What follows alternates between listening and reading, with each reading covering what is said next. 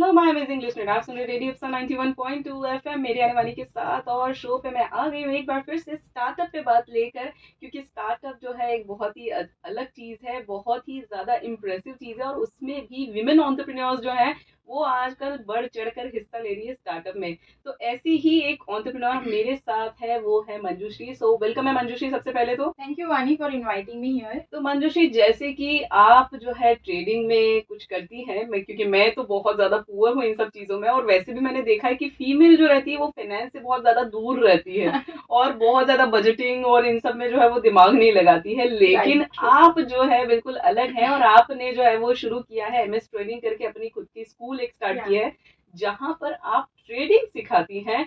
और एग्जैक्टली। ये बहुत ही अमेजिंग है, क्योंकि पहली बार ऐसा कॉम्बिनेशन देखा है कि फीमेल जो है वो ट्रेडिंग या शेयर मार्केट या स्टॉक मार्केट ऐसी कोई चीज चला रही है। तो कैसी रही है ये जर्नी, कैसे शुरुआत हुई और किस तरीके से आपने ये जर्नी स्टार्ट करी, वो हम जानना चाहते हैं। Okay, thank you for giving me this opportunity for sharing my story with you. So when I was in 11th standard, तो मेरे जो डैडी थे वो सेंसेक्स को वॉच करते थे काफी keenly, because he has invested mutual funds में पैसा इन्वेस्ट किया था। सो सेंसेक्स को जो वॉच करते थे, सेंसेक्स कभी अप कभी down, so he will always sound कि आज ऊपर चले गया आज नीचे चले गया। तब से मुझे एक वो था क्यूरियोसिटी कि क्या है ये एग्जैक्टली ये पापा इतना क्यों इसके लिए एक्साइटेड रहते कि अभी ऊपर क्या नीचे क्या। एंड देन उसके बाद वो कैलकुलेट भी, अच्छा आज इतना रिटर्न मिल रहा है, अभी इतना रिटर्न मिल रहा है। तो सिंस देन आई डिसाइडेड कि इसमें कुछ इंटरेस्ट है, मुझे नंबर्स में इंटरेस्ट आ रहा है, अभी मुझे इसमें कुछ ना कुछ तो करना है। बट मेरी फैमिली डॉक्टर फैमिली है और सभी चाहते थे कि मैं भी डॉक्टर बनूं। But I was okay. Not interested to going for that profession, क्योंकि मैं थोड़ी सेंसिटिव हूँ, ये ब्लड एंड ऑल ये सब मैं नहीं देख नहीं सकती देख हूँ। सकते। सो आई डिसाइडेड कि नंबर्स मुझे अट्रैक्ट कर रहा है एंड सेंसेक्स भी मुझे अट्रैक्ट कर रहा है, तो कुछ ना कुछ तो मुझे इसमें करना है। देन मैं जब बीएससी बायोटेक्नोलॉजी कर रही थी, तो वहाँ पर हमारी एक प्रोफेसर थी, उन्होंने बताया कि एमबीए फाइनेंस। मैंने उनसे बोला कि मैम मुझे करियर बनाना है तो सेंसेक्स में। साइंस से और फिर finance, oh my exactly. God. So I was a bio student, but वो एक होता है अट्रैक्शन, मुझे हमेशा सेंसेक्स में आ रहा था। तो मैम ने मुझे कहा कि अगर आपको इसी में करियर परस्यू करना है तो आई वुड सजेस्ट कि अभी बीएससी बायोटेक्नोलॉजी के बाद एमएससी वेमएससी मत करना, just go for MBA finance और फिर तुम इसमें करियर अपना बिल्ड कर सकते हो। बिल्कुल सो सही। I am really thanks to her कि उन्होंने मुझे इतना अच्छा गाइडेंस दिया at that stage. Then I decided to do MBA finance. MBA finance मैंने डन किया आईपर भोपाल कॉलेज से। आईपर में कोइंसिडेंस ये हुआ कि वहां पर इक्विटी के प्लेसमेंट के लिए कंपनी आई थी। और ओके। मेरे डैडी थोड़े रिजर्व थे, उन्होंने डिसाइड करके रखा था इंदौर भोपाल से आगे कहीं नहीं जाना है क्योंकि हम लोग एक छोटे रूरल एरिया से बिलोंग करते हैं। सो मुझे फर्स्ट कंपनी आई, फर्स्ट कंपनी में मैंने प्लेसमेंट अपॉर्चुनिटी मिली और मैंने वो प्लेसमेंट के लिए अपना अप्लाई किया और आई गॉट प्लेस्ड हियर। अरे वाह, So wonderful. I just got a profile as a equity research analyst in Capital Valley Global Research, and वो जर्नी मेरा लाइफ का सबसे बेस्ट जर्नी रहा है, क्योंकि as a equity research analyst मैंने ट्रेनी से स्टार्ट करा था करियर। बट जब मैं वहाँ सीनियर्स के साथ थी, ऐसा होता था कि जो जो सीनियर्स अपना आउटकम बता रहे हैं वो मैं उनसे बहुत पहले से शेयर करना चालू कर दी थी कि मुझे भी ऐसा लग रहा है, मुझे भी ऐसा लग रहा है, क्योंकि एज अ ट्रेनी आप अपने बहुत ज्यादा व्यू शेयर नहीं कर नहीं सकते कर हो कि सकते। स्टॉक मार्केट है, that is not a small thing कि आप अपने व्यू शेयर करो। बट देन सीनियर्स डिसाइडेड कि यार तुम्हारा ऑब्जर्वेशन तो अच्छा है, हमारे जितना ही तुम मतलब ऑब्जर्व कर लेती हो। धीरे धीरे धीरे मेरा एक्सपीरियंस बढ़ा, 6 महीने की ट्रेनिंग कंपनी भी देती है। एक्सपीरियंस बढ़ने के बाद ऐसा हुआ कि 7th मंथ से I started to give good returns to my investors. अरे वाह। मैं कंपनी के पोर्टफोलियो मैनेज कर रही थी, एचएनआई कस्टमर्स थे मेरे पास, and one of the customer has paid 16,000 for taking my services. अरे so it great. Was a great experience कि देन आई फाउंड कि वाओ, मतलब लोग मेरा काम पसंद कर रहे हैं। And he give me first confidence कि yes I can generate good return, because at that moment I was not aware कि एक अच्छा रिटर्न क्या कहलाता है मार्केट में। एग्जैक्टली। देन एक और मुझे वहाँ पर क्लाइंट मिले जिन्होंने वो काफी बेयरिश ट्रेंड पे वर्क करते थे, जब मार्केट गिरता है तो उसमें भी पैसा कमाया जाता है। I will share the detail. तो उन्होंने मुझे बोला, मैं उन्हें हमेशा बुल ट्रेड देती थी, जब मार्केट चढ़ता था तब मुझे बहुत अच्छा लगता था, तो मैं उन्हें हमेशा बुल ट्रेड देती थी। उन्होंने मुझे बोला कि क्यों मैम आप बेयर साइड नहीं देखते हो क्या मार्केट को। That hit my personal ego कि अच्छा मुझे इट मीन्स मुझे बेयर मार्केट नहीं आया है समझ में। Then I started to do view a build like कि हाँ शेयर सेलिंग कब आती, गिरता कब है मार्केट, कौन कौन से सेंटिमेंट्स है जो मार्केट को वीक करते हैं। Then I started to do back testing. हर एक स्ट्रैटेजी पे मैंने बैक टेस्ट किया।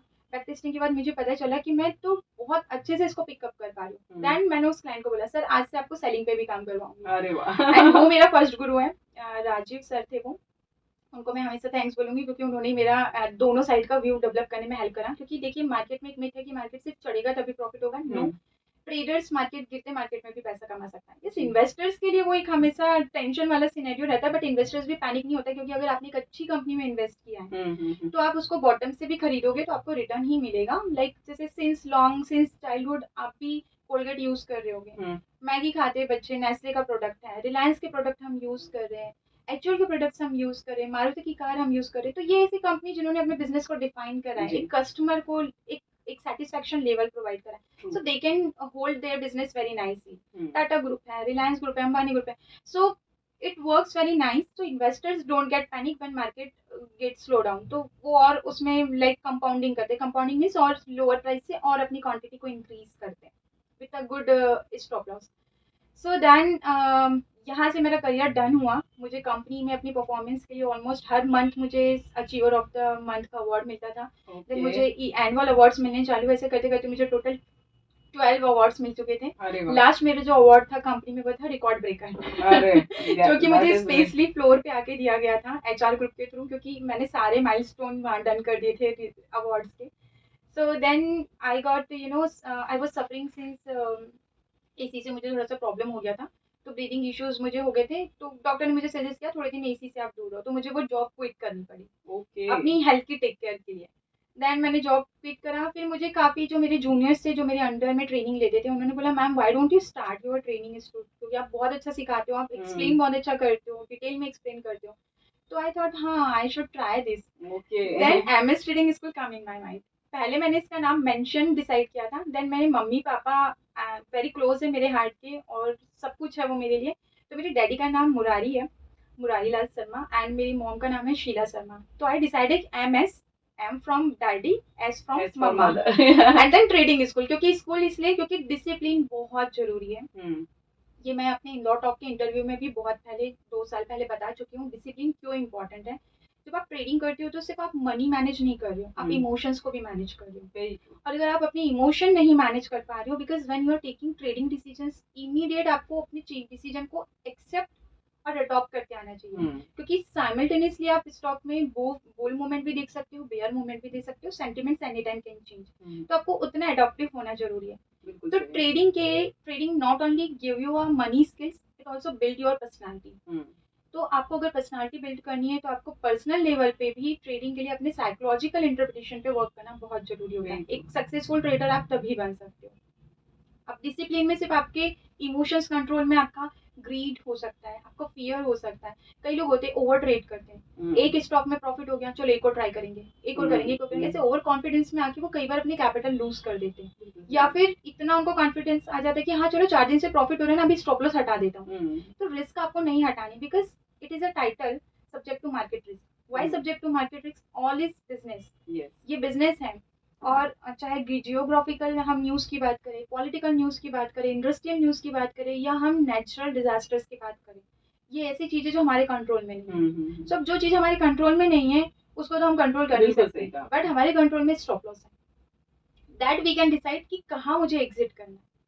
तो स्टॉप लॉस का जो रूल होता है वही ट्रेडिंग सिखाता है। अगर आप टेक्निकल का कोर्स करते हैं तो ट्रेडिंग में टेक्निकल एनालिसिस एक ऐसी स्टडी, हिस्टोरिकल स्टडी, जो आपको परफेक्ट एरिया बता देगी कि ये इससे ज्यादा रिस्क आपको नहीं लेनी है। बिल्कुल सही कहा। सो इंडिया में अभी जो 5% रेशो है ट्रेडिंग इन्वेस्टमेंट्स में, 1% प्रोफेशनल ट्रेडर्स हैं, 4% जो है वो ऐसा हो सकता है, वैसा हो सकता है, ऐसा हो सकता है, सो मिड में काम करते हैं। बिल्कुल सही कहा आपने मंजूश्री। आपने तो मतलब बहुत जर्नी तो अमेजिंग रही है आपकी, लेकिन उसी के साथ साथ आपका जो एक्सप्लेन करने का तरीका है ना वो भी मुझे भी समझ में आ रहा है। फाइनेंस मतलब बहुत अच्छा एक्सप्लेन कर रही है आप, क्योंकि मंजूश्री जो है ये बहुत ही अच्छे से हमें एक्सप्लेन कर रही है कि किस तरीके से स्टॉक मार्केट जो है वो शुरू होता है, या फिर उसमें कितने फ्लक्चुएशन होते हैं, और बहुत सी ऐसी टेक्निकल जानकारी। हालांकि मुझे भी इतना ज्यादा पता नहीं है, लेकिन फिर भी मुझे भी समझ में आ रहा है, मतलब मेरे लिसनर्स को भी समझ में आ रहा है। तो मंजूश्री बहुत ही अच्छे से एक्सप्लेन किया आपने, पहली चीज तो।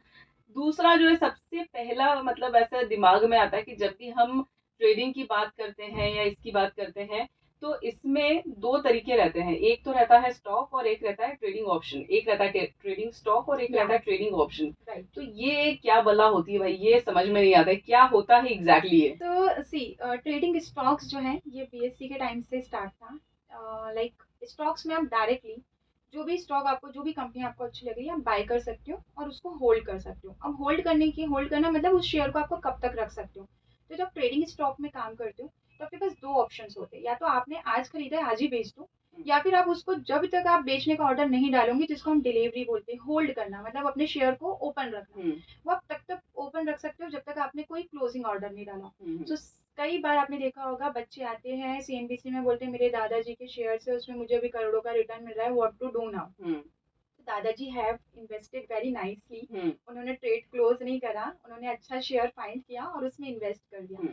अब वो शेयर जो उन्होंने 100 पे खरीदा, हो सकता है आज 1000 गुना हो गया हो या लाख गुना हो गया, और डिपेंड्स, क्योंकि कंपनी के बिजनेस की ग्रोथ पे सब डिपेंड करता है कि डायरेक्टर्स उसको कैसे मैनेज कर रहे हैं। तो ट्रेडिंग स्टॉक में आपका एक्सपायरेशन का कोई रोल नहीं होता है, आप पूरी लाइफ के लिए अपने शेयर को इन्वेस्ट करके ओपन रख सकते हो। But when we talk about stock options, so stock options जो है ये एनएससी का एक नया सेगमेंट स्टार्ट हुआ था। इसमें भी आप स्टॉक्स में, एनएससी में भी आप स्टॉक्स में काम कर सकते हो, बट स्टॉक ऑप्शन में अगर हम इंडिया की बात करें तो सेकंड लार्जेस्ट डेरिवेटिव मार्केट बोला जाता है इसको। रीजन इज स्टॉक ऑप्शन एक अपनी तरीके से डिजाइन किया हुआ प्रोडक्ट है। It is a contract based analysis, जिसमें बायर सेलर एक मंथ के लिए कॉन्ट्रैक्ट करते हैं कि इस मंथ में तुम्हारा प्राइस आया तो ठीक है, नहीं आया तो मैं कॉन्ट्रैक्ट को क्लोज कर लूंगा।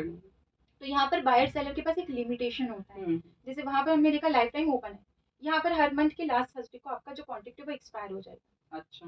बट इसकी जो खुद की वैल्यू है, मतलब इसकी जो खुद की प्राइस होती है वो उसके नेचुरल प्राइस नहीं होती, इसकी प्राइस स्टॉक ऑप्शन, स्टॉक से ही निकाले जाते हैं। स्टॉक ऑप्शंस की प्राइस जो ड्राइव किए हुए, इसलिए इनको डेरिवेटिव बोला जाता है। जैसे हम क्रूड ऑयल की बात करते हैं, तो क्रूड का प्राइस, जब हम पेट्रोल आता है मार्केट में, पेट्रोल जब बिकता है लोगों के बीच में, तो हम बोलते हैं पेट्रोल महंगा लग रहा है। तो इसलिए क्योंकि क्रूड में खरीद के हम उसको फिर रिफाइन करते हैं, फिर हम उसको बेचते हैं। तो रिफाइन कॉस्ट एंड जब हम उसको इंपोर्ट करवा रहे हैं दूसरी कंट्री से, तो उसकी एक्स्ट्रा कॉस्ट, उसको कैरी करने की कॉस्ट सब इम्प्लाइड होकर फिर पेट्रोल हमको मिलता है। वैसे ही स्टॉक ऑप्शन है, स्टॉक ऑप्शन की खुद की कोई वैल्यू नहीं है, इसका प्राइस निकाला गया है स्टॉक से। तो स्टॉक से जब हम प्राइस निकालते हैं, जिसको हम स्पॉट मार्केट बोलते हैं, जब स्पॉट से इसका प्राइस निकालते हैं तो इसमें कॉस्ट ऑफ कैरी, मतलब इसको कैरी करने के लिए या इस प्राइस को निकालने के लिए जो भी एक्सपेंसेस आते हैं, इंटरेस्ट या वॉट एवर जो भी टेक्निकल एक्सपेंसेस आते हैं, वो इसमें इनबिल्ट होते हैं।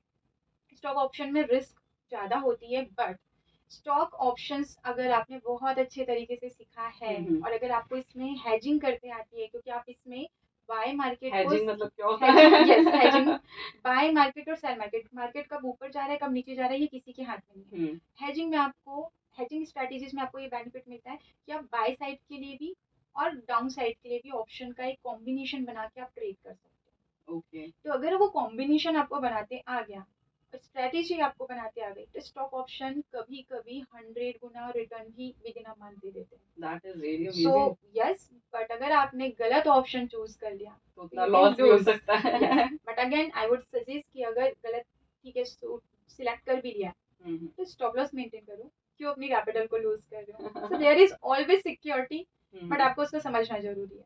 बिल्कुल सही कहा आपने। तो ये तो सच में बहुत ही क्लियर हो गया, और मेरे ख्याल से जितने भी लिसनर्स ने हमें सुना है उनको भी क्लियर हो गया है कि भाई ये जो स्टॉक ऑप्शन जो रहते हैं, जो ट्रेडिंग के जो ऑप्शन रहते हैं, और ये जो दूसरा ऑप्शन रहता है वो भी मतलब सब अलग अलग हो गया है। और मेरे ख्याल से दिमाग में आपके आ गया होगा कि किस तरीके से आपको अगर शुरुआत करनी है तो आपको कैसे स्टॉक में जाना है, और फिर उसके बाद जो है वो आप ऑप्शन में जो है जा सकते हैं। पहले स्टार्ट आप स्टॉक से ही करो, उसको समझ जाओ, उसके बाद स्टॉक ऑप्शंस में जाओ। बिल्कुल सही कहा। मंजूश्री इतना अमेजिंगली ट्रेडिंग समझा रही कि मुझे भी समझ में आ रहा है ये ट्रेडिंग क्या होती है और किस तरीके से इसको डिफरेंशिएट कर सकते हैं। और ब्रेक पे जाने से पहले हमने बहुत सी बातें करी, जिसमें कि स्टॉक मार्केट और रिलेटेड टू ऑप्शनल मार्केट जो है इसके बारे में बात करी, तो वो तो समझ में आ गया। लेकिन अगर मान लीजिए मंजूश्री की जैसे मैं तो नई हूँ, मुझे समझ में नहीं आ रहा कि क्या होता है, तो मैंने जहां तक सुना है वहां तक दो तरह की ट्रेडिंग होती है, एक होती है एक्टिव ट्रेडिंग और एक होती है पैसिव ट्रेडिंग।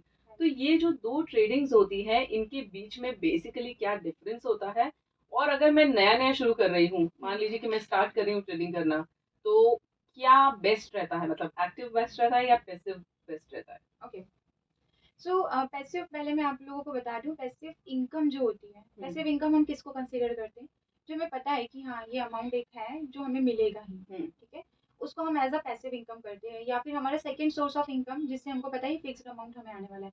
अब जब हम ट्रेडिंग में बात करते हैं, तो ट्रेडिंग में ऑब्वियसली जैसे मैंने बोला है कि बिजनेसेस है, रिस्क हमेशा रहेगी, और रिस्क को मेंटेन करने के लिए हम स्टॉप लॉस भी फॉलो करते हैं। मीनवाइल दो टाइप के ट्रेडर्स होते हैं, one is active traders and then second is passive traders. अब ये साइकोलॉजिकली भी हो सकता है। एक्टिव ट्रेडर्स जो बहुत फ्रिक्वेंटली फ्यूचर्स में या रिस्की स्टॉक्स में ट्रेड करते हैं, क्योंकि वॉलेटिलिटी उनमें बहुत ज़्यादा रहती है। मार्केट में एक वर्ड बार बार यूज किया जाता है, वॉलेटिलिटी। इसका मतलब क्या है?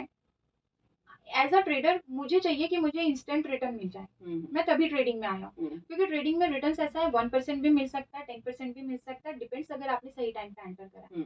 सो जब हम एक्टिवली वर्क करते हैं या हम जब वॉलेटिलिटी की बात करते हैं, तो वॉलेटिलिटी में मेजरली ये होता है कि आप लोगों ने अगर बचपन में सुना होगा स्टैंडर्ड डेविएशन जिसको हम बोलते हैं मीन से, हम मीन से ये पता करते हैं। पुरानी यादें ताजा हो गई। Mathematics, I am also maths graduate, तो मुझे एकदम से याद आ गया। सो स्टैंडर्ड डेविएशन को अगर हम फ्रैक्शनली करें तो क्या है? स्टैंडर्ड डेविएट मतलब वो कितना डेविएट करेगा, कितना ऊपर या कितना नीचे जाएगा। तो जब हम ट्रेडिंग में भी काम करते हैं या हम वॉलेटिल है मार्केट, ये बातें करते हैं, तो उसमें हम बेसिकली ये देखते हैं कि जिस प्राइस पे चल रहा है, जिस मीन पे वो चल रहा है, जो प्राइस है वही उसका मीन है अभी के लिए, एट प्रेजेंट जब मैं डिसीजन ले रही हूँ, तो इस पर्टिकुलर प्राइस से ये ऊपर कितना जाएगा और नीचे कितना जाएगा, ये अगर मुझे पता चल जाए तो मैं अपने ट्रेड को स्मार्टली कंडक्ट कर सकती हूँ। So standard deviation play a very immense role in active trading. Passive में भी करता है, बट एक्टिव ट्रेडर्स या एक्टिव ट्रेडिंग स्ट्रैटेजीज में हम थोड़ा वॉलेटाइल स्टॉक्स को प्रेफर करते हैं, जिसमें हमें जल्दी से हायर साइड या लोअर साइड जो भी हमारा व्यू है उस साइड हमें अच्छा रिटर्न मिल जाए। पैसिव ट्रेडिंग में आप समटाइम्स कंजर्वेटिव ट्रेड करते हो, ऐसे स्टॉक जिनका स्टैंडर्ड डेविएशन बहुत ज्यादा हाई नहीं है, मतलब जो अपने मीन प्राइस से बहुत ज्यादा ऊपर या बहुत ज्यादा नीचे नहीं। एग्जांपल के थ्रू बताओ, क्योंकि बहुत ज्यादा कंफ्यूजिंग हो रहा है। ओके सी, देखिए क्या होता है, जो कंसिडर किया जाता है कि जो स्मॉल कैप इंडस्ट्री होती है, ये छोटे छोटे स्टॉक्स, जो मिड कैप्स कंपनी होती है, छोटे मिडिल स्टॉक्स होते हैं, अगर मार्केट कुछ भी रिएक्ट कर रहा है तो ये जो छोटे स्टॉक्स या स्मॉल कैप्स या मिड कैप्स होते हैं, ये बहुत जल्दी जल्दी गिरते हैं, क्योंकि छोटे बिजनेसेस से हैम्पर जल्दी हो गए। बट उसी की जगह अगर हम लार्ज कैप्स की बात करें, मतलब कंपनी जैसे अंबानी ग्रुप है, बजाज ग्रुप है, अदानी ग्रुप है, जिन्होंने अपने बिजनेस को सेटल कर लिया, मार्केट में कोई भी सेंटिमेंट्स आएंगे तो ये उतनी जल्दी हैम्पर नहीं होगा। साइकोलॉजिकली भी और हम डायरेक्टर्स के डिसीजन मेकिंग पावर को भी समझ सकते हैं। सो लार्ज बिजनेस इतनी जल्दी हैम्पर नहीं होती, स्मॉल बिजनेस जल्दी हैम्पर होती है। तो जब हम एक्टिव एंड पैसिव ट्रेडिंग की बात कर रहे हैं, तो try to always trade passive. अगर आप पैसिव ट्रेडिंग करना चाहते हो तो लार्ज कैप पे ट्रेड करो, क्योंकि वो बहुत जल्दी फ्लक्चुएट नहीं होगा, वो बहुत जल्दी आपके कैपिटल को ऊपर नीचे नहीं करेगा, तो आप वहाँ पर सिक्योरली वर्क कर सकते हो। बट एक्टिव ट्रेडिंग अगर आप कर रहे हो तो आप मिड कैप्स पे भी जा सकते हो, स्मॉल कैप पे भी जा सकते हो, अगर आप लार्ज कैप पे भी जा सकते हो, you have a open ground. So yes, इसी के थ्रू जो बिगनर्स है वो अपना डिसीजन ले सकते हैं। नाउ आई वुड सजेस्ट कि बिगनर्स अगर वर्क करना चाह रहे तो वो पहले पैसिव इनकम पे काम करें। पैसिव सेगमेंट्स में अब इसमें भी अलग अलग मार्केट है, जैसे मैंने पहले बोला स्टॉक्स में अगर आप ट्रेड कर रहे हो ये बहुत जल्दी फ्लक्चुएट नहीं होता है, उसी की जगह फ्यूचर्स में या ऑप्शन में ट्रेड कर रहे हो तो वो बहुत जल्दी फ्लक्चुएट होता है। तो बिगनर्स के लिए फ्लक्चुएट्स इतनी जल्दी हैंडल करना इजी नहीं होता है। इनिशियली आप इतनी जल्दी सेंटिमेंट्स चेंज को एक्सेप्ट नहीं कर पाते हो, तो बेटर है कि आप पहले पैसिव ट्रेडिंग करो।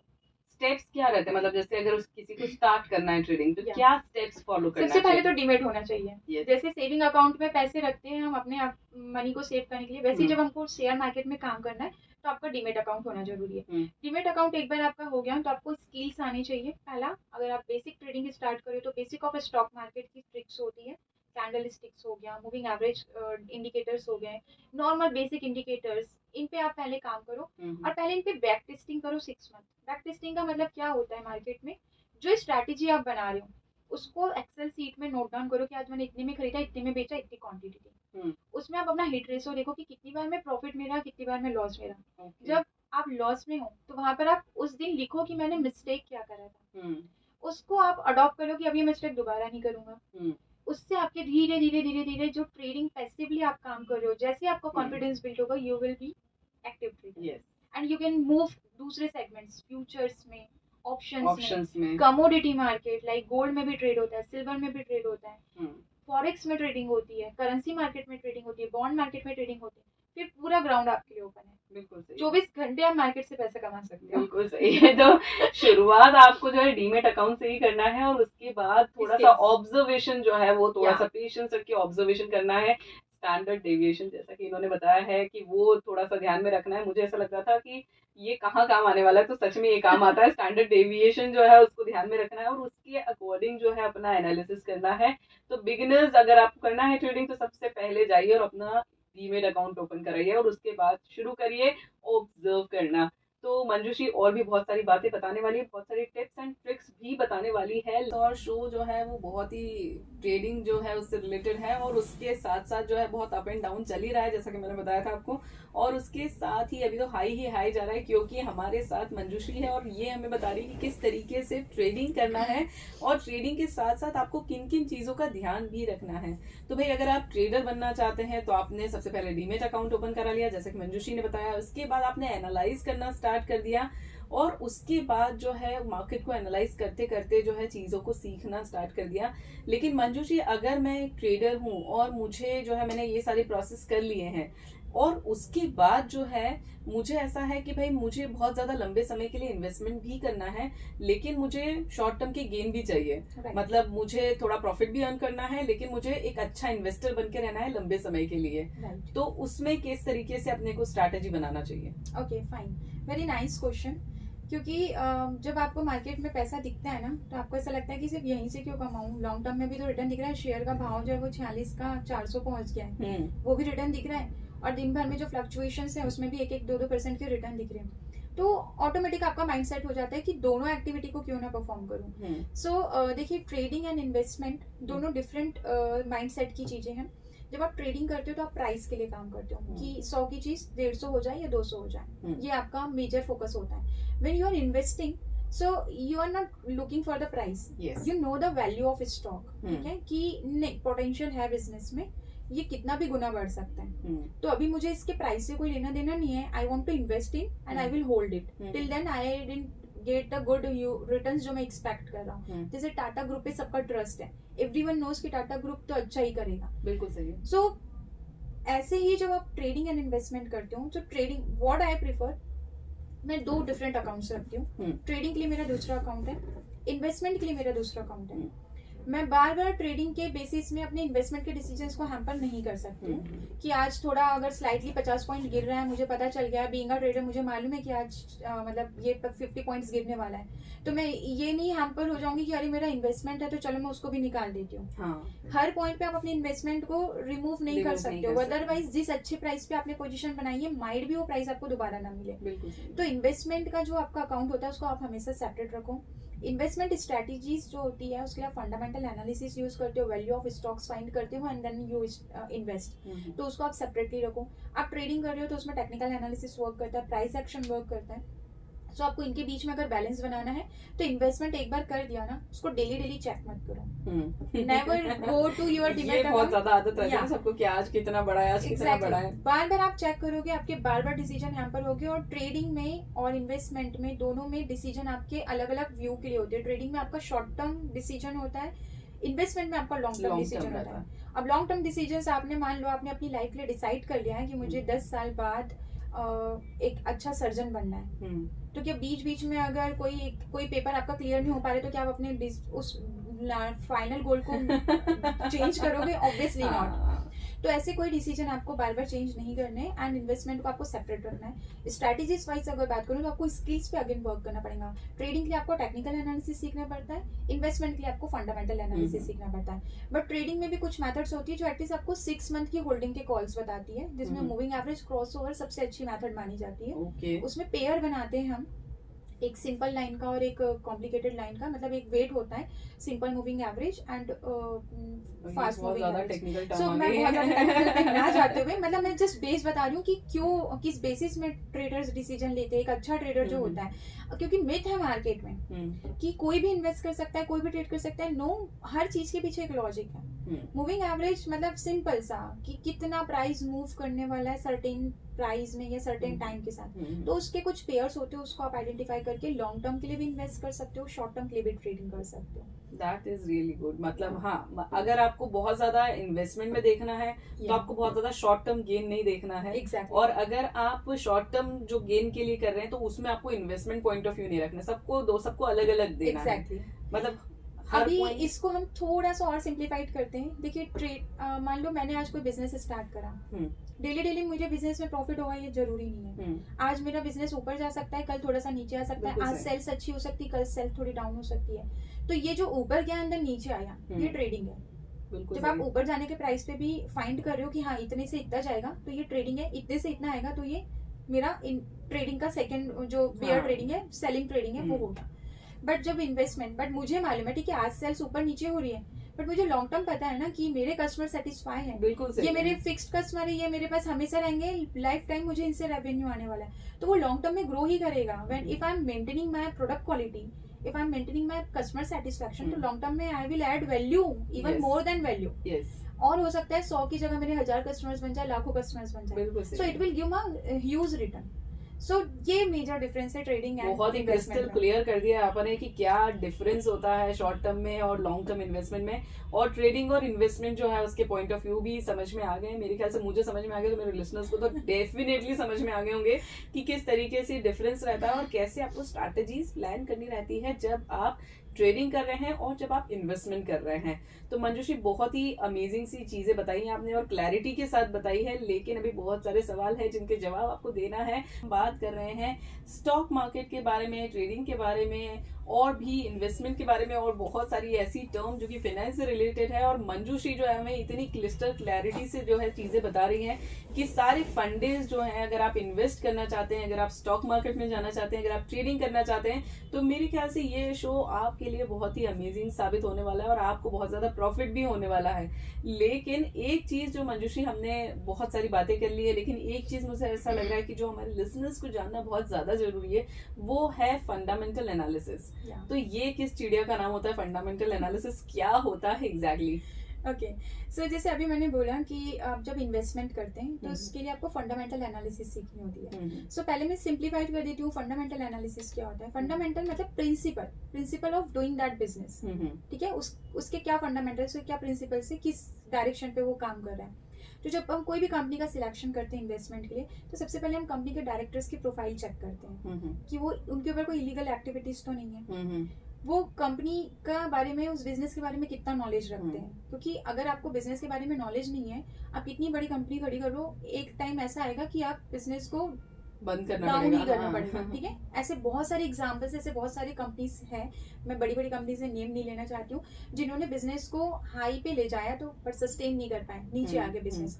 तो फंडामेंटल एनालिसिस बेसिकली हमें बताता है कि सबसे पहले आप डायरेक्टर्स की प्रोफाइल, डायरेक्टर का नॉलेज, उसका उस बिजनेस के बारे में एक्सपर्टीज चेक करिए, कंपनी के बैलेंस शीट चेक करिए, कहीं ऐसा तो नहीं कंपनी बहुत ज्यादा लॉस में है. मतलब कंपनी का जब हम बैलेंस शीट चेक करते हैं, लायबिलिटी एसेट्स चेक करते हैं, तो ऐसा होना चाहिए कि एसेट का रेशियो हमेशा ज्यादा, एसेट मतलब उसके पास पैसा ज्यादा हो. पैसा मतलब अगर कल को कंपनी दिवालिया होती भी है तो कंपनी के पास इतना अमाउंट हो बैकअप में कि वो शेयर होल्डर्स को कंपनसेट कर सके. बट अगर आपके पास एसेट मान लो 50 लाख की है और आपकी लाइबिलिटी, आपका लोन जो है, बिजनेस का जो लोन है वो 100 CR का है, तो it means you are into negative. Any time you can you can be able to manage this gap. तो बहुत ज्यादा लाइबिलिटी वाली कंपनीज पे इन्वेस्टमेंट करना एक रिस्की डिसीजन हो जाता है. ठीक है, इसके अलावा बहुत से फंडामेंटल रूल्स होते हैं. अगर हम थोड़ा सा मेथड्स के ऊपर जाएं तो कंपनी के पी रेशियो पे एनालिसिस की जाती है, पीबी पे एनालिसिस की जाती है. ये थोड़े टेक्निकल वर्ड्स हैं.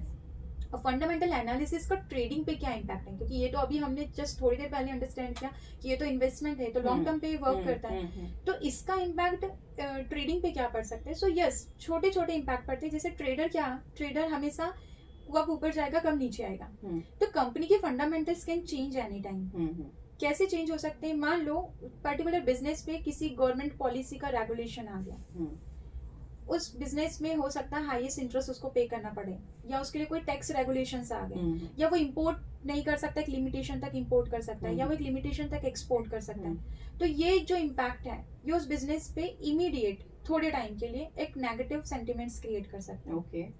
प्लस जैसे आरबीआई पॉलिसीज आती है, हमारा साल भर का बजट बनाती है गवर्नमेंट। साल भर के बजट में हम ये बनाते हैं, जैसे हम भी अपने घर का भी बजट बनाते हैं ना हर मंथ। हम डिसाइड करते हैं कि इतनी इनकम है, इतना इसकी एजुकेशन में जाएगा, इसका इतनी ट्यूशन फीस में जाएगा, इतना होम लोन पे जाएगा, इतना कार लोन पे जाएगा। ये हमने बजट बना लिया। बजट थोड़ा भी गड़बड़ाया तो हमारे डिसीजन हैम्पर हो जाते हैं। सेम जब गवर्नमेंट साल भर का बजट बनाती है तो उसमें इंटरेस्ट रेट डिसाइड करती है कि कितने इंटरेस्ट पे हमको लोन देना है पब्लिक को।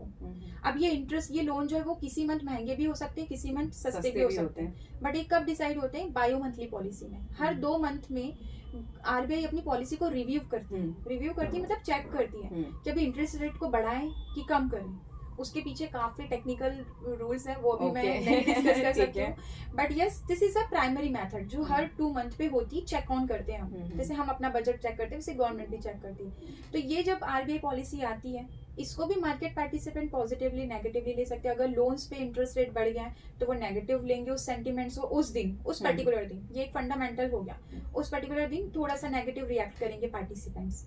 अगर लोन के इंटरेस्ट रेट कम हो गए तो पॉजिटिवली रिएक्ट करेंगे। ठीक है, तो ये हो गया। दूसरा हो गया कि इंडस्ट्री के हर कंपनी के अपने रिजल्ट्स आते हैं हर क्वार्टर पे कि उन्होंने पिछले 3 क्वार्टर में या फर्स्ट क्वार्टर में उन्होंने कितना प्रॉफिट करा, सेकंड क्वार्टर में कितना करा। मान लो फर्स्ट क्वार्टर में अच्छा प्रॉफिट था, सेकंड क्वार्टर में थोड़ा कम हो गया। तो जिस दिन सेकंड क्वार्टर का रिजल्ट आएगा उस दिन उसको कंपेयर करेंगे हम पहले क्वार्टर से।